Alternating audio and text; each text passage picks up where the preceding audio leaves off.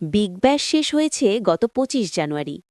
অস্ট্রেলিয়ার এই ঘরোয়া টুর্নামেন্ট শেষ হওয়ার ২ মাসের বেশি সময় পর নতুন সুখবর পেলেন বাংলাদেশ স্পিনার রিশাদ হোসেন। হোবার্ট হারিকেন্সে খেলা এই লেগ স্পিনারকে এবারের মৌসুমে দলের সেরা খেলোয়াড় ঘোষণা করেছে ক্রিকেট তাসমানিয়া। ক্রিকেট তাসমানিয়া আজ তাদের বার্ষিক অ্যাওয়ার্ড নাইটে এ ঘোষণা দিয়েছে। রিশাদ এবারই প্রথম বিগ ব্যাশে খেলেছেন। বল হাতে দলের হয়ে সর্বোচ্চ ১৫ উইকেট নিয়েছেন এই লেগ স্পিনার। টুর্নামেন্টের সব দল মিলিয়েই এবারের আসরের অন্য কোনো স্পিনার তার চেয়ে বেশি উইকেট নিতে পারেননি। সমান ১৫ উইকেট নিয়ে রিশাদের পাশে আছেন পার্থ স্কটচার্সের বাঁহাতি স্পিনার কুপার কোনলি ও অ্যাডিলেড স্ট্রাইকার্সের লেগ স্পিনার লয়েড পোপ। পুরো টুর্নামেন্টে রিশাদের ধারাবাহিকতা ছিল চোখে পড়ার মতো। ওভার প্রতিও বেশি রান খরচ করেননি।